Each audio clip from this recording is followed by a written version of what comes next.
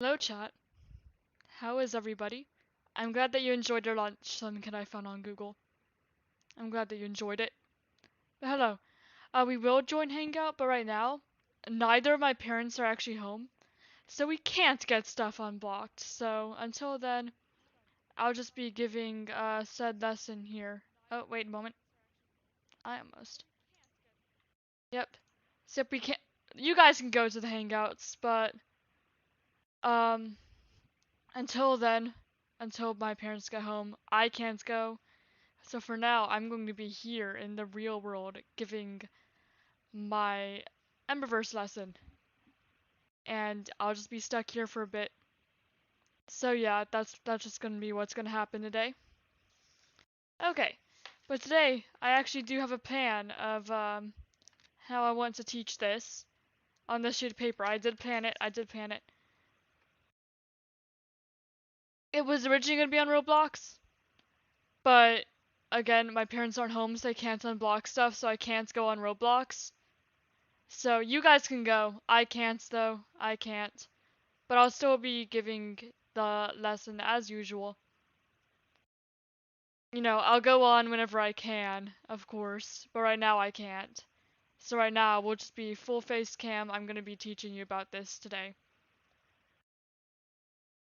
So it's not actually Roblox, it's more like you can sit there in a classroom that I was going to use, but I can't do anything if it's not unblocked. I can't unblock it myself.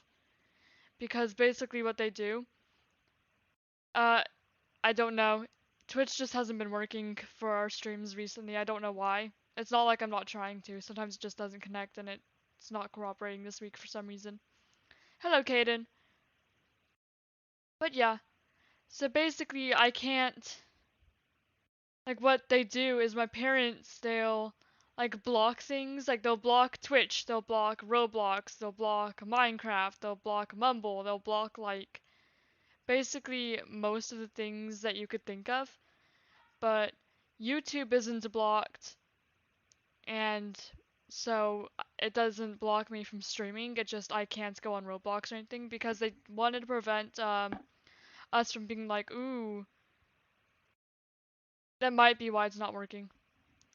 But Restream's not blocked, so I could still stream to Restream, and it's Restream that streams to Twitch. So I don't think that's really I don't know. But pretty much, um, yeah, that's that. And it's to prevent like us from, us children from going on stuff during the school day, which, oh well, whatever. It's kind of annoying because then we have to wait for them to unblock it. And it's like if they're not home, then, you know, it'll be past school time, like an hour, and we still can't do stuff. Just got the notification on Twitch. Does the Twitch stream work? Does it actually work? Does it actually work? Anyone know? Also, it's nice and bright in this room today, which I really like. I mean, maybe it's usually this bright, but I don't notice it because I don't know. I think it's, yesterday it was like storming, but today it's just sunny. Look at that. Look at that window. It's so sunny out there. Makes the room brighter. It doesn't work. Aw, that's unfortunate. Oh well. Maybe next time, right? But hey, it'll be spring break for me next week. So everything should work and I shouldn't be blocked and I could stream like all day if I wanted to, like for the entire next week. I mean, that's assuming that we don't have stuff planned. Hi, Oscar. So, is everybody... Hello, yes, hello, hello. I almost said hello, Oscar, again, even though, like, I see you. Is everybody ready for the lesson? Everyone good? Everyone who wants to do the actual class gonna have their notebooks or whatever out? I mean, obviously they don't have to. Oh, I'm definitely looking forward to Monster of Daria Hide and Seek. 100%, that'll be fun. So we all ready for lesson? We all ready? You never been here? Welcome, welcome. I'm glad to hear that you're good. Your March break's ending in 2 days. It's very unfortunate that they don't line up all the time. Yeah, mine's next week. hiding spot. Interesting. Think I'm gonna scout it out after stream today. But I just wanted to have the Emberverse thing because I'm not entirely sure how long it'll take to get through the lesson, yeah? Okay. Good morning, Clarencia. I don't know, why are you awake? You're not gonna get your notebook, you need energy for hide and seek? The hide and seek's tomorrow. I mean, that's fine though. Okay. And I mean, this video is always available. Oh. Bye, Clarencia. Yes, get some sleep. Okay. So let's go. So pretty much, I left it up to vote on what we were going to talk about today. And you guys have, decided on the cycles of the universe, which is great because that probably makes the most sense for a thing that we need to cover early on. Because the cycles of the universe obviously are kind of complicated to how this whole like universe kind of goes around and all that. Yeah, I'm not gonna go out the world border though. No worries. What is it, Oscar?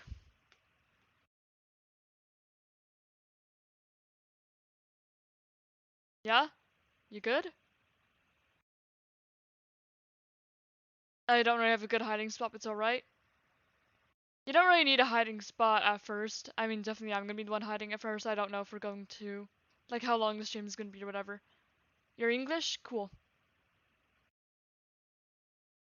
We have a lot of people from like a lot of different countries and all that. So that's cool. Finally got a notebook? I'm not English, no. Nope. I'm American. Okay. So moving on.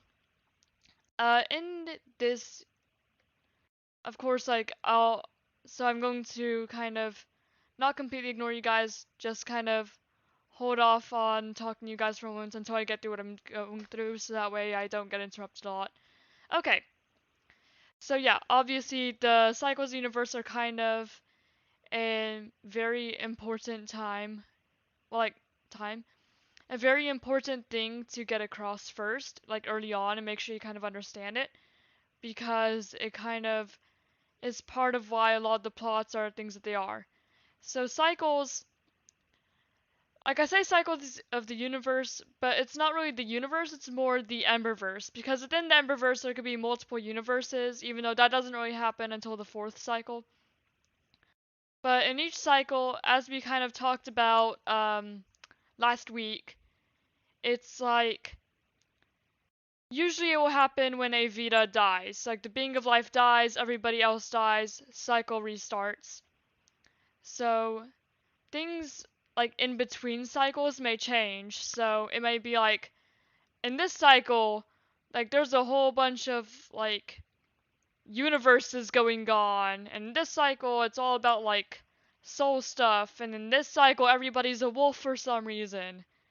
Or like we're mostly focused on wolves, and in this cycle, like all this stuff changed. So things can change between cycles, and things can also be different between universes in that cycle. But we're not going to get all into super complicated stuff, because it's not really too important to know right now. Right now I'm just going to kind of take the cycles that are important and kind of explain the basics of what happened in them. Like this lesson? Thank you. So pretty much, in talking about the cycles, I'm gonna get across like really early on that in the whole Emberverse, there are like there are two timelines that you can kind of look at. And one of them I'm going to call the sensical timeline, because the sensical timeline makes sense. It's like, how you would kind of expect it. It's like there's the first cycle, and then there's the second cycle, and then there's the third cycle. And all the way on until the current cycle, which is the 14th. So yeah, it goes from first to 14. You're just counting up. Really easy, and that's the one where it's like, this happened, then this happened, then this happened. Like, this character was born, this character lived a life, this character died. Make sense? Yeah. So that's a sensical timeline. It just makes sense like that. Now the other timeline, we're going to call Origo's timeline. Origo's timeline doesn't really make sense because Orgo, being the creator of the Emberverse, didn't exactly make the entire Emberverse at the same time or like in a specific order. They didn't really make it so it made sense. They may have made one character from the ninth cycle, and then they went back and made someone else from the first cycle, and then oh suddenly we're in the fourth cycle, and now we're in the 14th. So Orgo's timeline does not make sense. Pretty much, it's a big mess, and it's really the timeline. Like if you're looking at the universe in the order that Orgo created it. We are not usually going to be focusing on Orgo's timeline because it just doesn't make sense most of the time. Whereas the Sensical timeline, it just, that regular story order.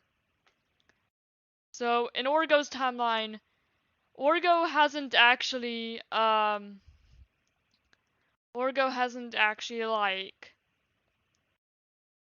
oh my gosh, like, made things for every single cycle, which is why if I'm talking about some cycles, they may be they feel empty kind of compared to other ones.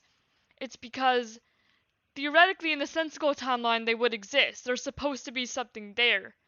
But Orgo hasn't actually made it, so it doesn't actually exist. It's confusing. And that's why we don't focus on the Orgo timeline. We just focus on the Sensical timeline. Okay, bye Oscar. So, we'll do the Sensical timeline. We look at the cycles in order. We look at the characters and what they do in order, and not whenever Orgo decided that they did it. Or if Orgo decided that they did it. So Orgo's timeline, it'd be like 9th cycle, 10th, 11th, 13th, 1, 4, all over the place. But we're looking at the Sensical timeline. So unless I specify specifically that we are talking about Orgo's timeline, we're talking about the Sensical timeline. Anyway, that's the timelines out of the way. Now we can move on to the cycles. So the first cycle is what we're going to call like the beginning cycle, right? So the beginning cycle is, pretty in the Sensical timeline it would be the first cycle, in the whole Emberverse. Yes, timelines. So the first cycle is basically when Orgo, well, the only cycle in which Orgo is like a canonical character and actually like mentioned. Orgo doesn't have like a physical appearance in any other cycle. At least not yet. Only the first cycle. So the first cycle would be the one where Orgo takes the gray crystal like we were talking about last week. Yeah, takes the gray crystal and then splits it into the black and the white crystal, creates Omnia and Nile, gives them their talismans, and like everything else continues from there. So the timeline would be like confusing period, yes. Oh, I'm sorry about that, Chance Joy. So basically Orgo in the first cycle created Omnia Nile. Again, we talked about that last week, so I don't need to explain all of that again. The first Omnia was Andriel. He was an angel. And the first Nile was Anitot, and she was a demon. So the first angel and the first demon were the first Omnia and first Nile. So the first beings that actually existed within the Emberverse.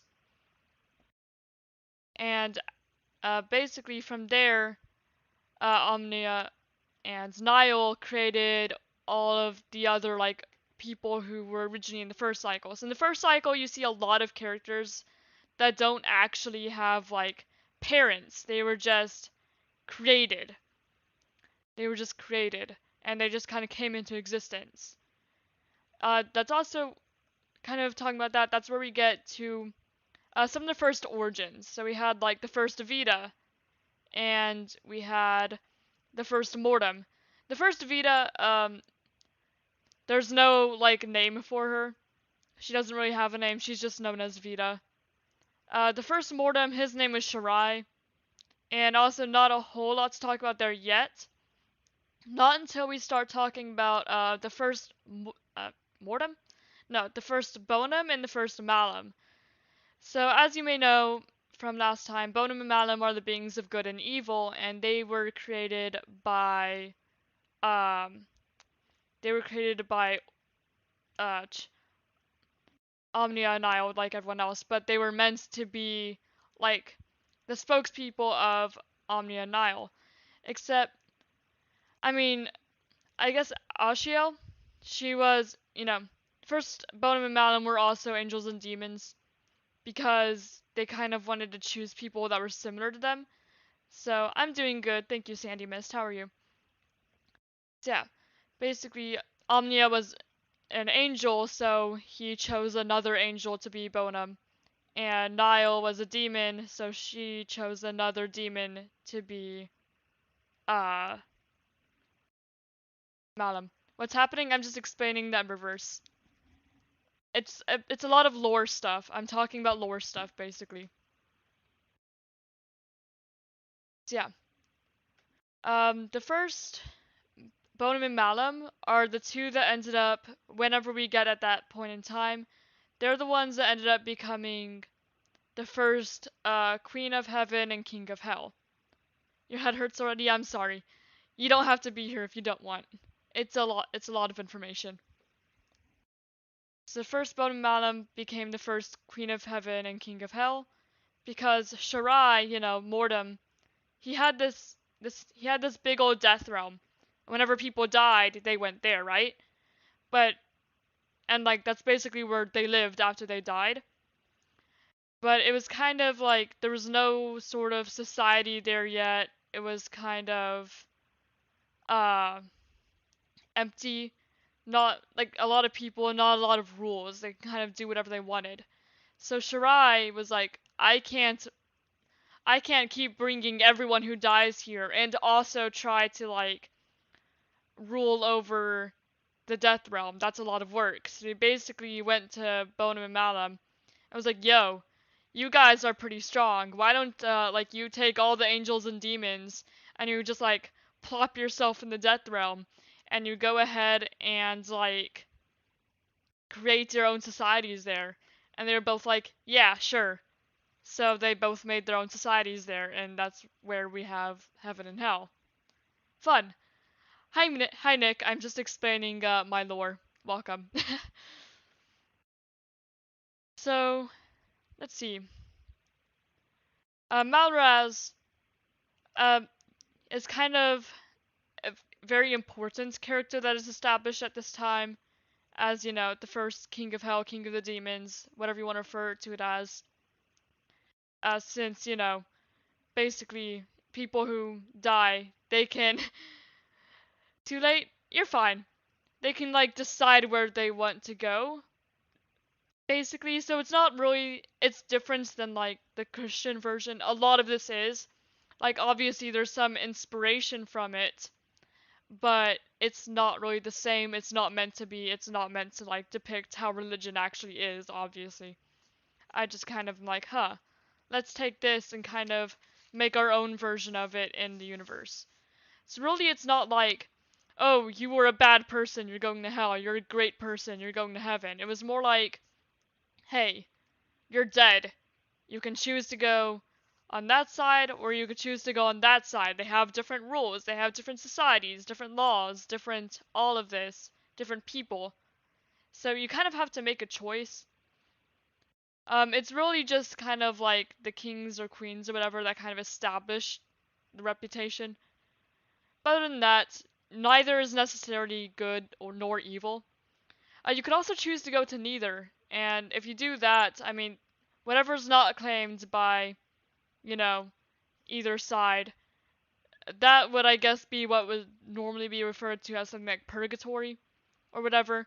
It's basically just unclaimed land that belongs fully to Mortem, but because there's no like society there, there's pretty much. Thank you, thank you, Kudos. They pretty much Okay, let me think. Oh, so yeah, there's like no laws, no anything, so it's just what goes goes. There's no regulation.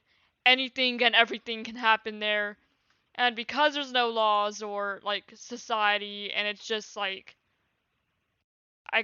no man's land basically.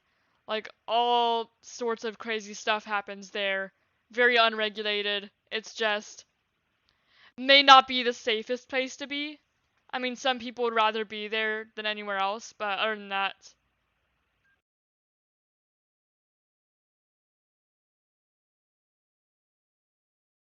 that moment your headset just turns off like, "Oh, hey, you want to talk?"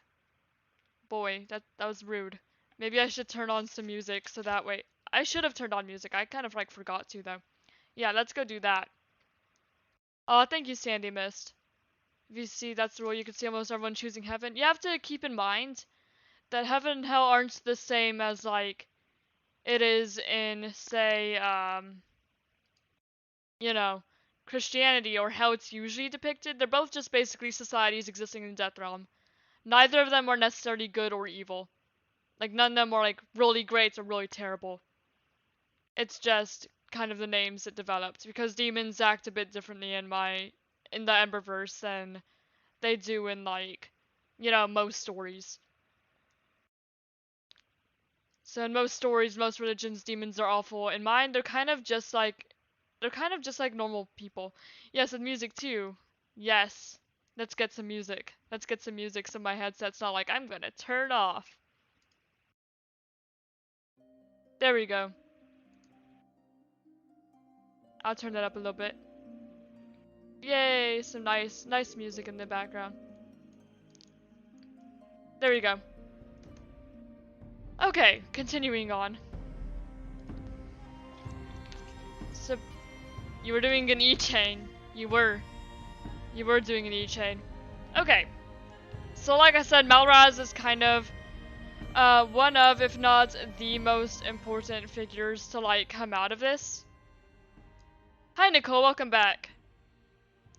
So pretty much, Malraz, as the first king of hell and the first Malum, he kind of ended up establishing, you know, almost a like I'm an evil ruler kind of reputation, like evil king almost. And that's why most people look at demons and their kingdom and are like, oh no, evil, bad. Also, he kind of picked a fight with the angels, so that's why there was a war between the two nations that didn't stop until like, oh gosh, when was it? Like the 13th cycle?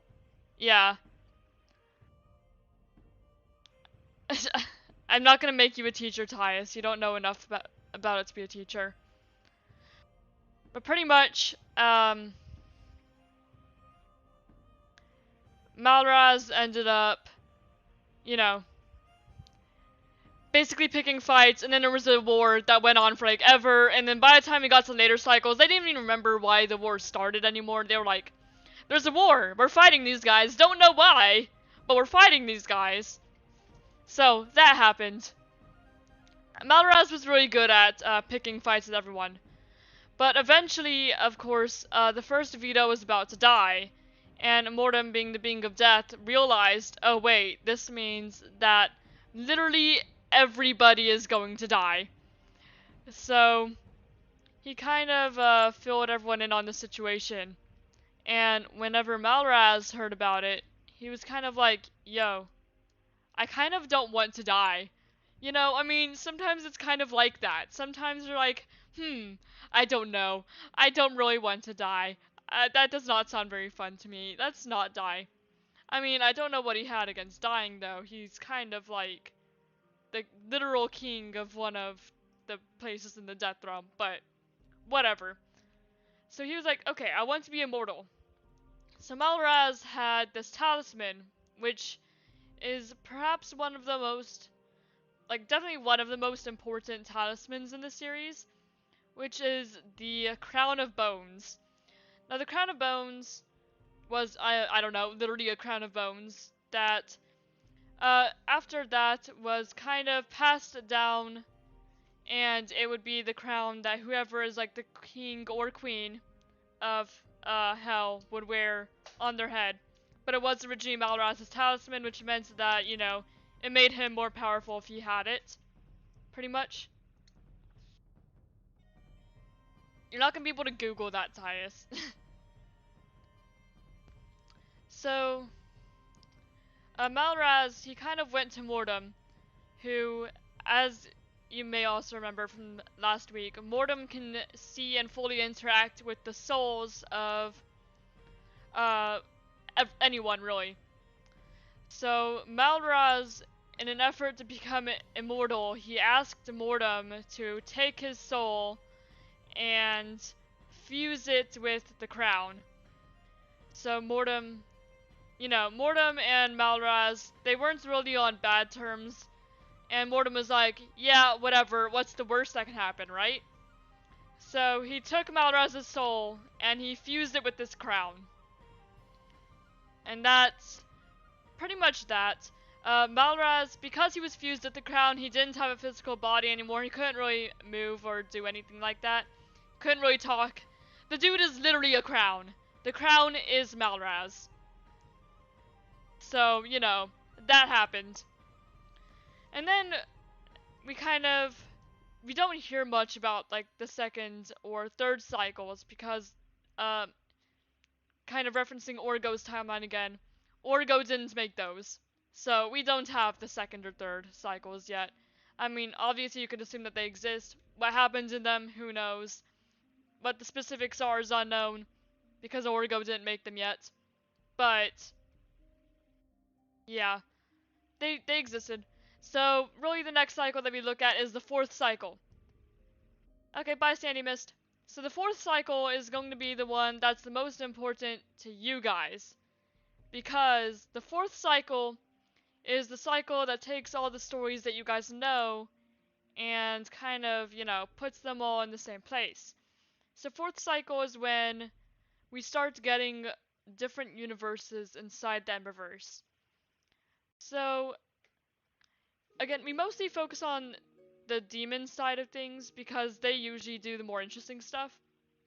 So in this case, we're talking about King Zavuno, so a descendant of Malraz, and a king who was most interested in, exploring other worlds and maybe conquering them, maybe not. So he kind of took some of his family members and was like, okay, you go over there, you go over there, you go over there. So right now with current series, I'm talking about the Emberverse, so basically all the lore that makes up most of the series I have on YouTube.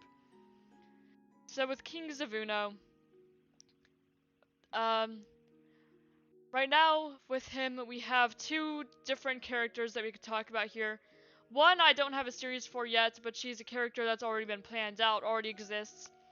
The other one though, you may be quite familiar with. So the first character we're going to be talking about is King Zavuno's niece, and that is Kanto. Kanto. So Kanto, the Cynomoth from our Lumion Legacy Nuzlocke, is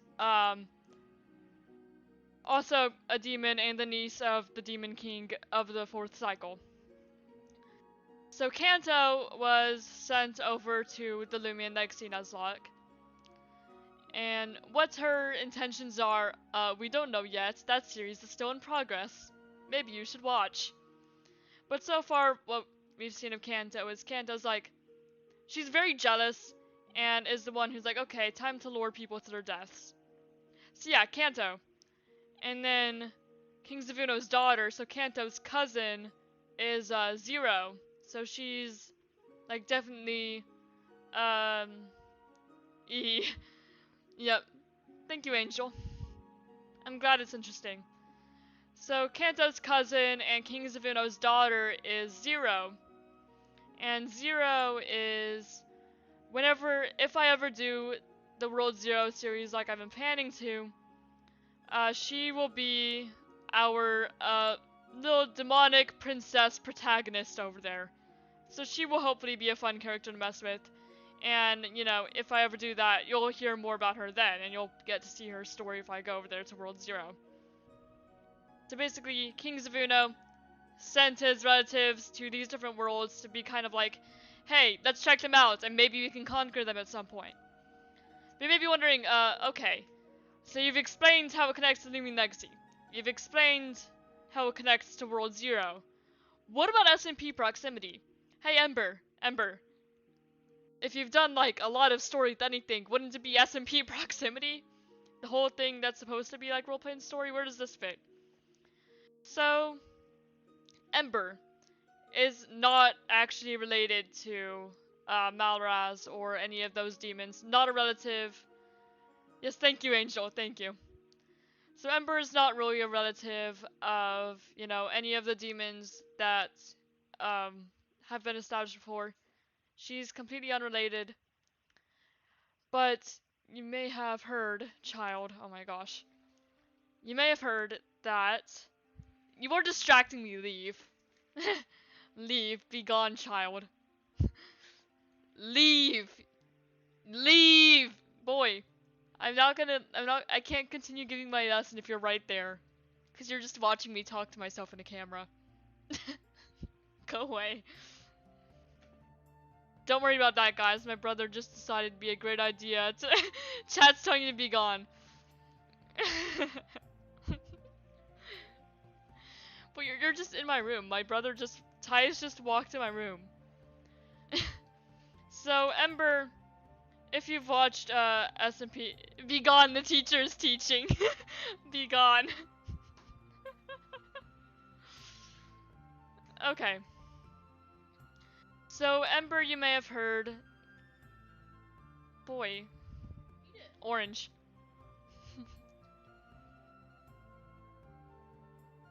Cool. Okay, let me think. Let me continue. Where was I? Ember. So Ember, if you were watching, she was... Like, she has definitely some connection to Malraz, who I mentioned before. You'd be like, isn't Malraz literally a crown? How could he do anything? How... Orange! How could he, you know, have any sort of relation to Ember? He was from, like, the first cycle, right? Shouldn't he be, like, gone by now? And, the answer is no. So Malraz, what he does with... Thank you, I'm bad at art. Is better in college? I'm glad that you think so.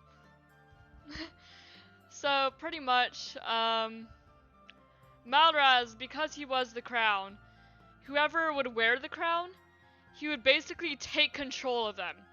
So I may say King Zavuno, but in reality, it's Malraz. I could say King this, King that, King of Hell.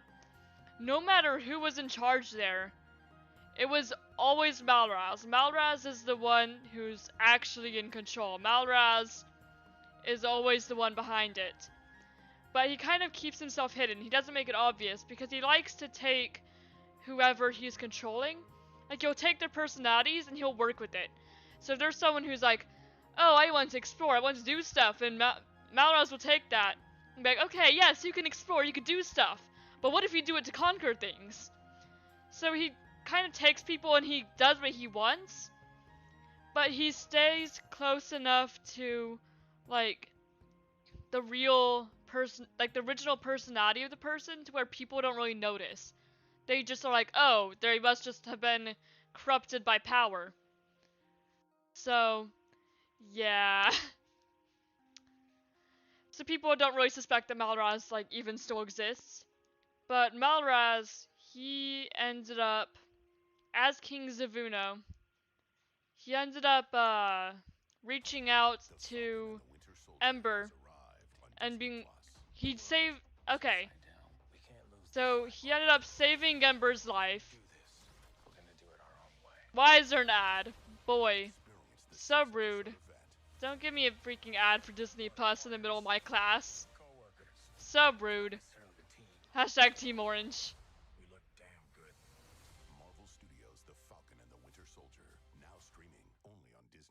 Don't give me an ad during my class. Boy, rude. Anyway. Let's see. So Malraz, as King Zavuno, he ended up, he saved her life, and basically convinced her that she owed him. So from there on, Ember did kind of have some connection to Malraz, and she did have this feeling that, hey, I do actually owe this guy, I have to work for him. What are you doing here, child? What? Not yet. Why is there an ad? I don't know. Because YouTube can decide to put ads on it. Oh, no, I'm talking about Spotify ads. Boy.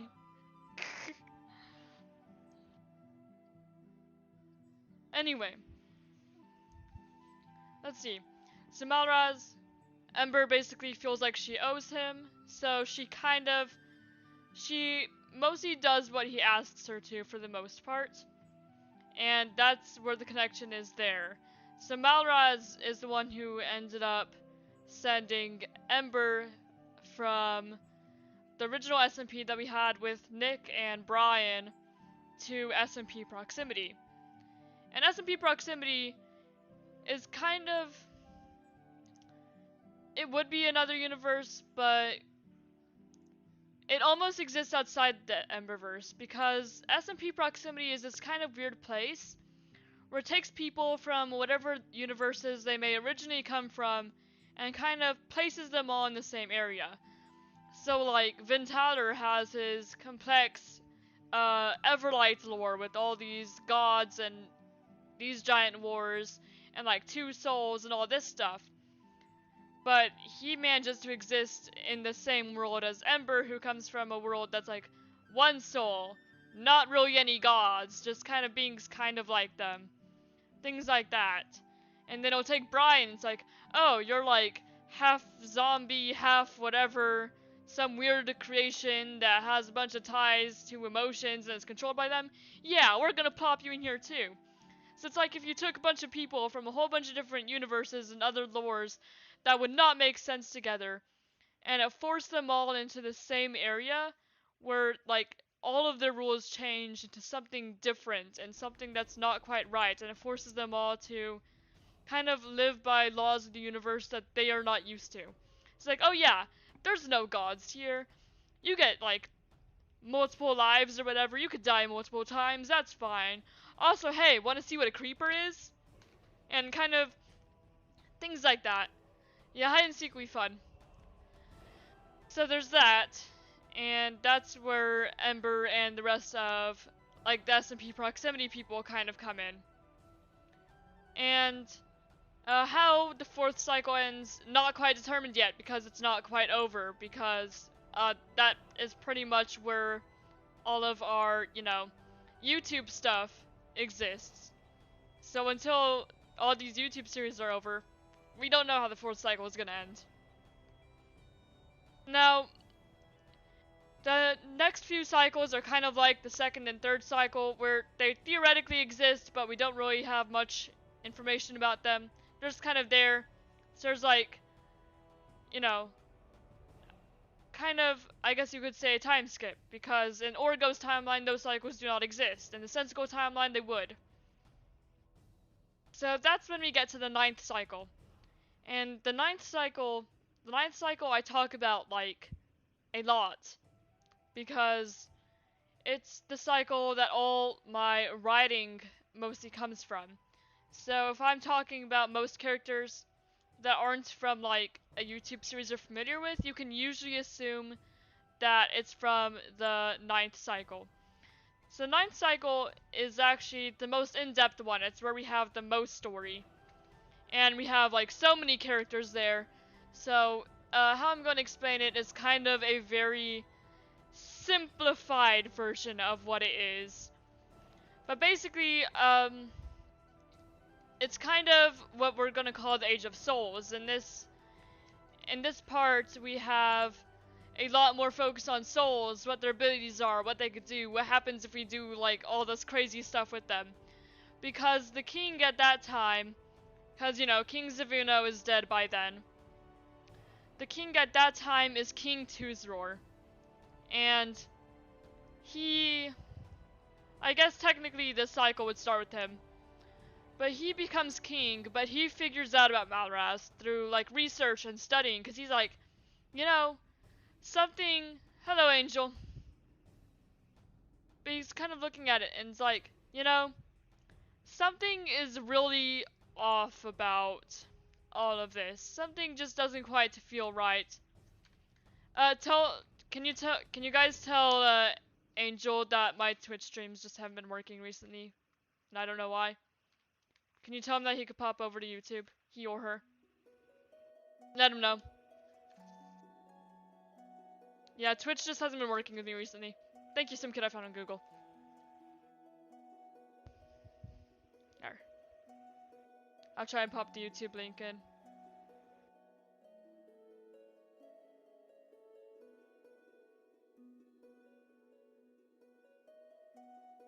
There we go. Hopefully that helps. Okay. Let me go back. Where was I? Oh, Tuzor. So Tuzor kind of looks at all these demon kings. Because at that point they were all kings. There hadn't been a queen yet. And he's like, something's really off about this. There's something going on. And in further, research investigation. Because Tuzor was, a very scientific person. He ended up finding out that, Malraz, existed. And he wanted to find a way to destroy him. So, pretty much, he allows Malraz to take him over. So, he is controlled by Malraz for, the majority of this. But he's trying to, destroy Malraz from the inside out. Malraz, on the other hand, he uses Tuzor and his scientific knowledge and his knowledge about souls and things like that to kind of focus on that and do more experience with that. I mean, Malraz, he still has the main goal. Are you going to live on YouTube? What? I am live on YouTube. Tell me I am live on YouTube. I stream on both simultaneously. So basically, let me think. So yeah, Tuzor, Malraz kind of takes advantage of Malraz's scientific knowledge, and Malraz still has that goal of, he's kind of petty. He still wants to win, the Angel Demon War. So he uses Tuzor's knowledge to try and, Hi. Hi, P. For the 20 minutes listening to this, thank you. Okay. So he wants to win the war, so he does, a lot of experiments, some not so humane and, kind of a very terrible thing to do, but he does anyway, because he's Malraz and he does what he wants, whenever he wants, for the most part. So that leads to, no, I do not have a cough. No coughs here. And thank you. Hand hurts? Okay, yeah, I do recommend taking a break. You can always come back to this later. The stream will always be here.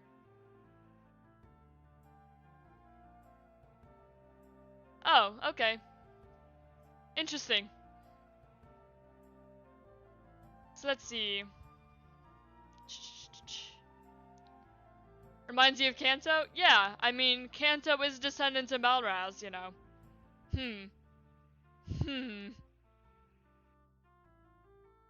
She is a descendant of him. So it would make sense, wouldn't it now? Yeah, I can help you. I don't know. You might have to wait until I have an actual cough, but right now I don't have much of a cough, at all. Okay. So let's see. So yeah. Malraz. So Tuzor does have a son. He actually has multiple. But only one of them is important right now. Okay. Okay, Sue.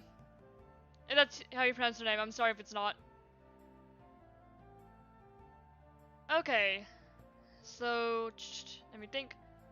So yeah, Tuzor has a son. He actually has multiple, but only Orzon's really gonna be important for the basics of what happens here. I mean, The others do have some story to them, but it doesn't matter right now. Do you wanna know if I'm able to cop like Deep or Wheezy? No. No. I can't manage a Wheezy cop right now. You're shiny hunting? Ah, nice. Your notebook is full now, dang. So, Tuzor, he has like, what, I think 5 kids? Yeah, because there's Orzon, Torgon, then we have Seraph. Seraph is his only daughter. And then we have Morak and Serene. And, like, the first 4, they're all full siblings. Serene is like their half sibling. So, Orzon, being the oldest, was kind of the most important. Malraz, he kind of used experiments and be like, he wanted to create a demon that would be, you are a bit late, yeah, but it's fine. But basically, he wanted to create a demon who would have hellfire that'd be strong enough to burn an angel. We can get more into like demons and angels later, but right now, that's basically what happened. So, it kind of involved like a lot of like chemical experiments and a lot of other stuff. I'm just explaining my lore, so if you're not here from the beginning, it will be confusing. And even then, it probably will be. So, Orzon was experimented on by his father, who was being controlled by Malraz. And the experiments kind of made it so he got, like, angry a lot and things like that. But eventually, no, I'm not talking about anime logic. I'm just straight up talking about the lore that I've created over, like, 5 years. And that ties everything I do on the channel. So yeah, that's what it is. Not anime logic, literally just my logic. So, pretty much, he was experimented on, but then Ashiel, who ended up becoming the bonum of the 9th cycle, ended up freeing him. And, yes, 5 years! This whole world has been in the process of being made for 5 years, so since I was, like, 12. Yup. 5 years. So, pretty much, saved him, and then the cycle, like the 9th cycle truly began. So I guess everything else that happened was technically like in between the 8th and 9th cycle. Need to turn up your volume? Yeah, it's a bit quiet for some reason. Yeah, Jesus Christ, yep, a lot.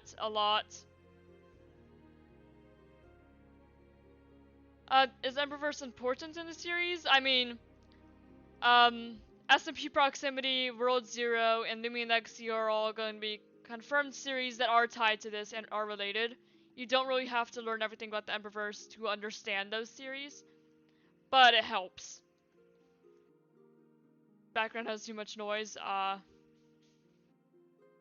Okay. So, as the 9th cycle truly begins and all the origins are kind of taking their place, Omnia and Nile kind of decide that, hey, what if we took, like, Orzon, you know, technically the Prince of Hell, heir to the throne, and person who was saved by Ashiel, make him Malum, and then we take Ashiel, who is actually, you know, coincidentally, maybe, you know, kind of Omnia and Nile knew this and kind of pushed them in this direction because they had other plans. But what if we take Ashiel, who's also like, I don't know, the Princess of Heaven, and kind of make her, and the one who saved Orzon, and make her Bonum. So we took these 2 people, and it's like, hey, let's make that one Bonum and that one Malum. It'll be cool. So they did that, and that kind of, so they have their story there. And then around the same time, we have Imperium. And Imperium, you may have heard me say, Kanto is the Imperium of the 4th cycle. She's the being of power, the creator of power. In the 9th cycle, Imperium is still the being of power, but it's not Kanto, it's a different person. But what his goal was...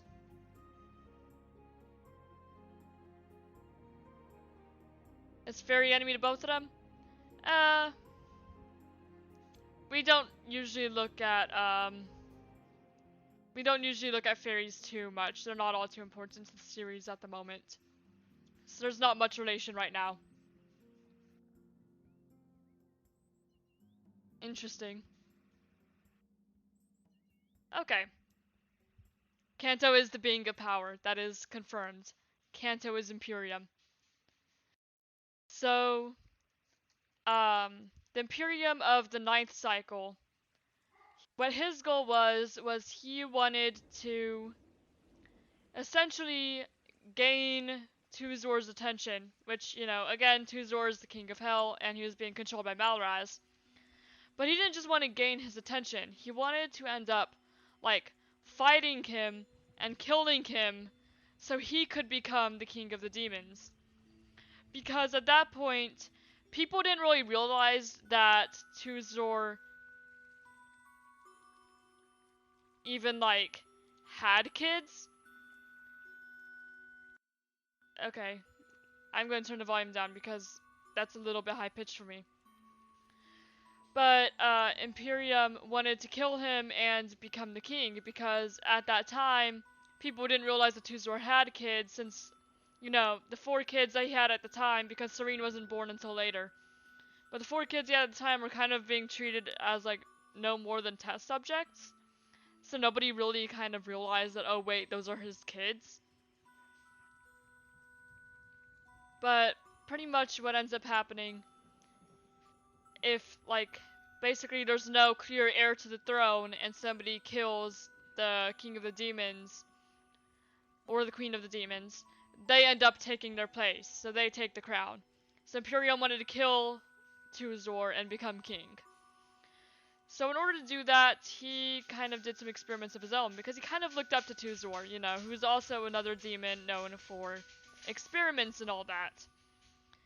But what he did was, he's like, what if I take the essences, which essences are kind of like magical DNA almost.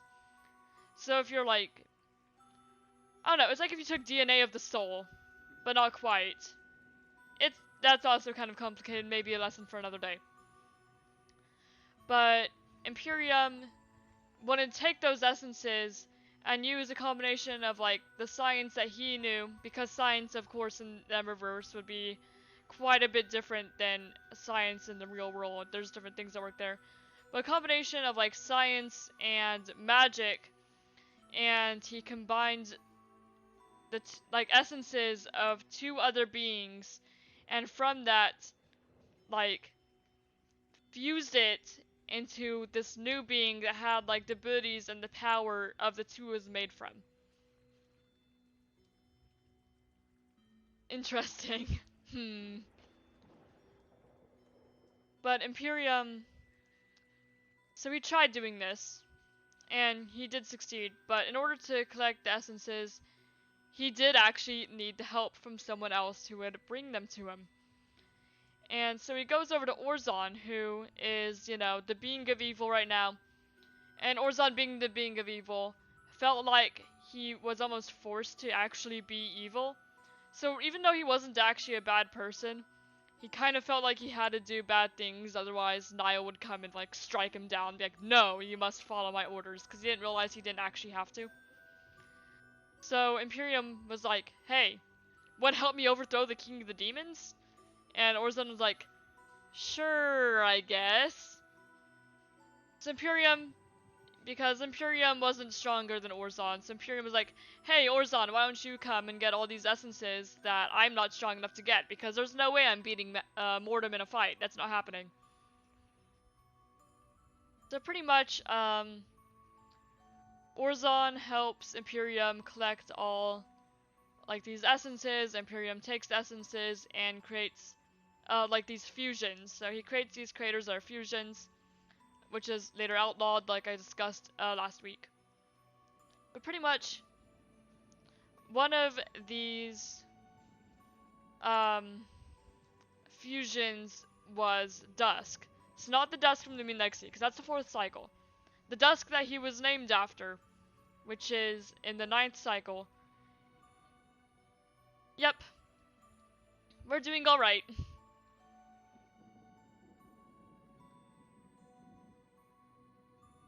So Dusk,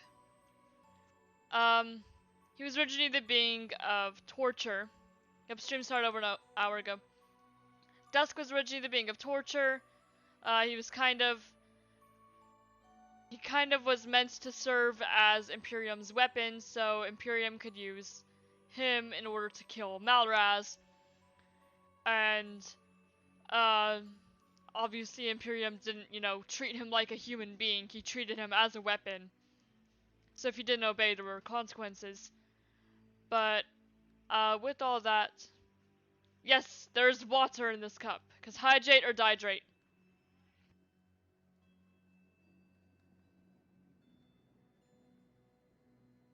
Hydrate or dihydrate.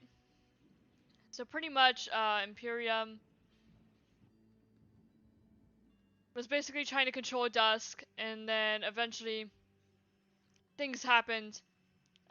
We'll get into that later whenever we cover, like, maybe Dusk's story. Yes, water. But,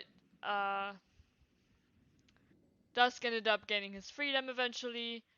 He kind of, locked himself away, and then he was freed again, then he became Patientia, and then Spanish or Vanish. But then he became Patientia, which is the being of patience, and then, like, he met Arashi, and they became really close, like, really good friends, and then, later on, Omnia was like, yo, I want to pass on my title to you, do we want to accept it? And Dusk was like, yes, I want to make the world a better place, so I'm going to take it, and that's what I'm going to use the power for. I just want to make the world better. Espanol. So, let me think. So yeah, Dusk accepts the position of Omnia, which means that he kind of has to disappear from the rest of the world because he's not supposed to, like, actually interact with it. So he disappears. Arashi, or Destructi, she ends up dying, and he was really close to her, so he got really upset. And then, kind of around the same time... Oh, what'd I do? I clicked something. Spanish, I guess. So, let me think. Around the same time... Oh! So after a little bit of him being Omnia, he ends up, basically, kind of, I don't know. Dusk was always, like, a really depressing character. And he didn't want to be, like, mean or negative towards other people in any sort of way. He just wanted to be, like, the best person that he could. He wanted to make the best world possible for the people that he left behind, even if the world that he lived in wasn't ever too kind to him. So he kind of took all of, like, his negativity and kind of, like, pushed it away. I mean, aside from, like, his just being very pessimistic, like, the negative personality traits, he pushed them away. He didn't ever try to express them. He kind of wanted to forget that, because again, he was kind of forced to be the being of torture for a while, so he did. Like, he was forced to do a lot of terrible things that he kind of just wanted to forget. So, from all that, there arose another being named Shadowstalker. He was originally immortal, but eventually, Niall passed down the title to him, and all of those negative personality traits that Dusk was trying to, like, push away ended up being, like, forced onto Shadowstalker. So Shadowstalker was like if you took Dusk and you made him evil. And that was that. And Shadowstalker, he didn't really care for life or, like, letting everyone die, even himself. So he ended up killing Vita. Specific reasons we may get into when we cover his story or whatever. Yeah, Shadowstalker killed Vita. 9th cycle is over. In the 10th cycle, like, by the time that came around, Arashi, or, Destructi, she died, and she was like the only person that Dusk was really close to. So Dusk got really upset. He was kind of in denial for like the entirety of the 10th cycle, which, I mean, he is Omnia at this point. So what he tries to do with the 10th cycle is he tries to recreate the 9th cycle, but make it more positive. But he fails, and in frustration, he basically just destroys it. So 10th cycle was like made, and then it was just thrown out the window. So 10th cycle, shortest cycle by far. Yeah. The 11th and 12th cycles, Dusk kind of abandons them. He doesn't really focus on them. He's like really depressed, kind of ignoring like everything else, pushing it all away, not wanting to like interact with the world at all. Because at that point, he pretty much lost like the world that he knew twice. Yep. 10th cycle got yeeted out the window. These are just like your online lessons, And then the 13th cycle is the result of me playing Dungeons and Dragons. Kind of. Kind of Dungeons and Dragons. But, you know, with my own, you know, like if you took it and you applied the rules of my own universe to it. So, there's one character, not played by me, named Surge, and he was the being of the end. And he basically ended up falling in love with and marrying Mean, who was the being of nightmares. They got really close. But Surge, he knew about Dusk, so he kind of tried. Hi, John. He kind of tried to reach out to Dusk and be like, yo, if you need to talk, I'm here. So they ended up becoming good friends.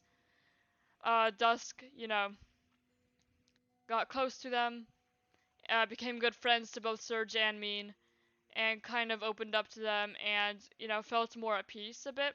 I mean, obviously, he is definitely the most mentally not okay character that I think I've ever made.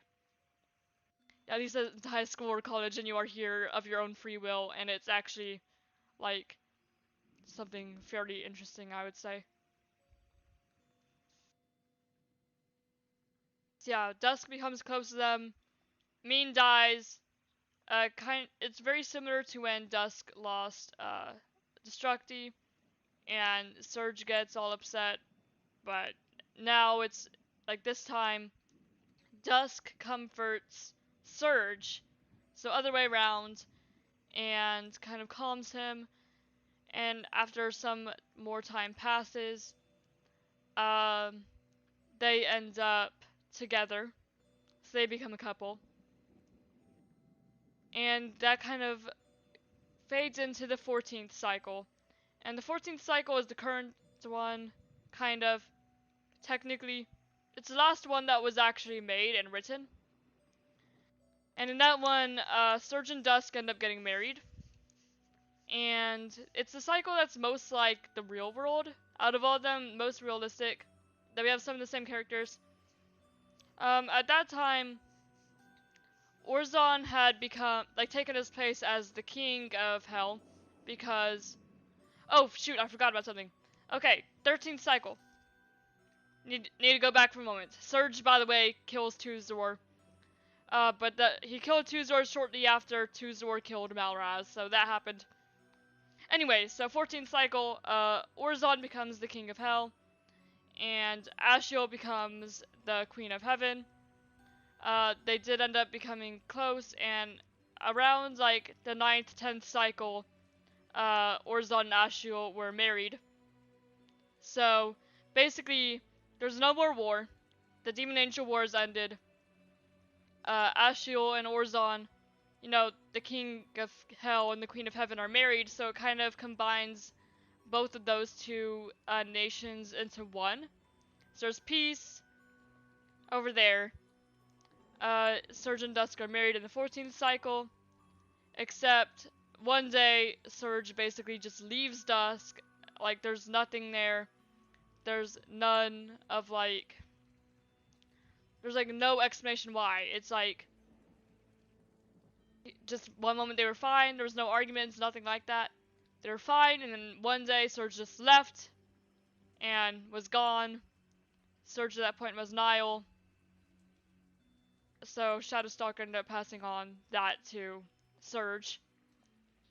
But Surge is Niall, but Surge just left, and Dusk was alone again, and Dusk got really depressed, and pretty much decided that he has served his time as Omnia, and he was going to finally pass his title on to someone else, because he probably wasn't suited to be Omnia anymore. So he ended up basically writing his experiences in a journal, which, uh,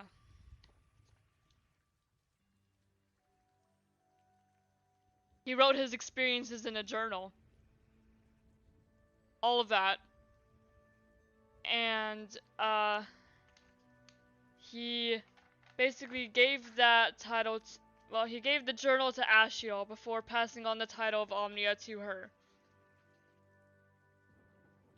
Why do you keep freezing? Your PC is lagging. I don't know why I keep freezing. I should be fine. I'm not freezing at all on my end. So it might just be lagging. I don't know. I don't know. So yeah, he wrote his life experiences in a journal and gave it to Ashiel before making her Omnia and uh, leaving the universe. And then from that point on, Ashiel is now Omnia. And that's where we are currently. So that's all, like, all the cycles that have story to them summarized. I left a whole lot out. But yeah, that's it summarized. Any questions?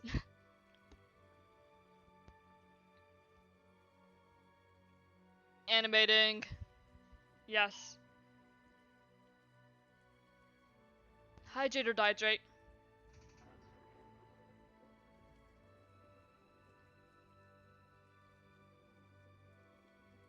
When will we enter Roblox? I guess not today, because Roblox is still blocked for me. My parents are still not home.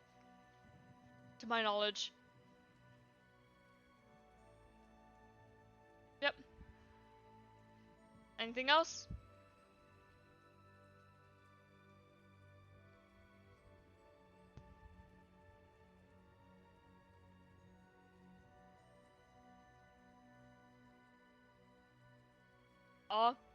Yep, hydrate. Okay, I'm going to assume that we don't have any questions. Pretty much. I guess I have time to talk about some other things though, because I managed to get through that much quicker than I thought I would. Why are you still here? I don't know, why are you still here? That pretty much sums all that up. So I guess I could kind of like talk about other things while we're here, because I got through that a lot faster than I thought I would. So just like random things. A lot of time, whenever I like listen to songs, I don't try to like relate them to myself or like listen to them just for like how they sound. I try and take like their lyrics and relate them to characters. So that's part of why I like things like Breaking Benjamin a lot. Because a lot of those songs I can relate to a lot of my characters, because a lot of my story is really darn sad, but you know. What's the cycle of the universe? Basically, you'll take, okay, it begins with, hey, we have all the origins, and then it goes through, and then either Vita dies, or an Omnia or Nile or Orgo destroys it, and then it ends. And then there's a little bit, and then the origins are made again, a bunch of stuff happens, Vita or it gets destroyed. Vita or the universe gets destroyed.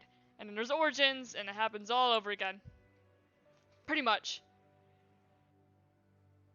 Uh, not that cycle, no. It's literally just my lore. The prehistoric cycle and stuff, that's a whole different thing. So no, we're talking about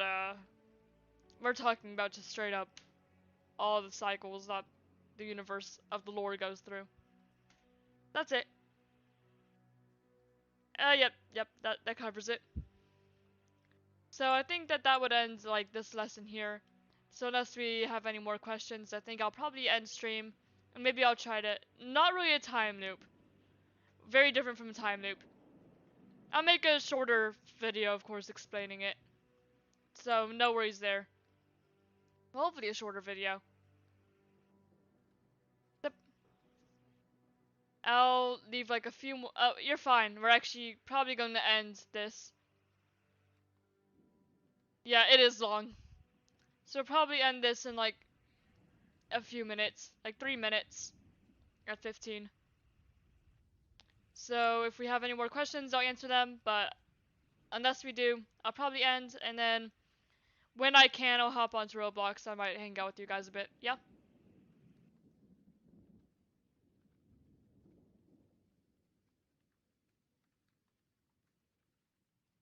Who am I and why did I yeet 10 out the window? um, I play many different characters. It depends on what we're doing. I could be maybe Monsters of Etheria. But maybe I'd be, maybe I play Ember sometimes. Maybe I play Zero sometimes. I could be many different characters. And I did not yeet 10 out the window. Dusk did that. Because Dusk was upset about his failure, so he destroyed the world. Pretty much. Well, I was 6, scared of 7. 7, 8, 9, right? Maybe I'll do Monsters of Etheria. We'll see, we'll see.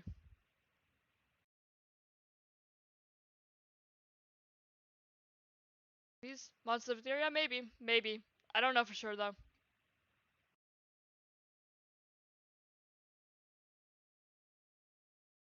Huh. Friday Night Funkin' and Pixel Pets? Interesting. Interesting. Okay, so I think I'm going to assume that we don't have any more questions, so I'll end the stream here. So anyway, that is all for this stream, so I'll see you in the next one.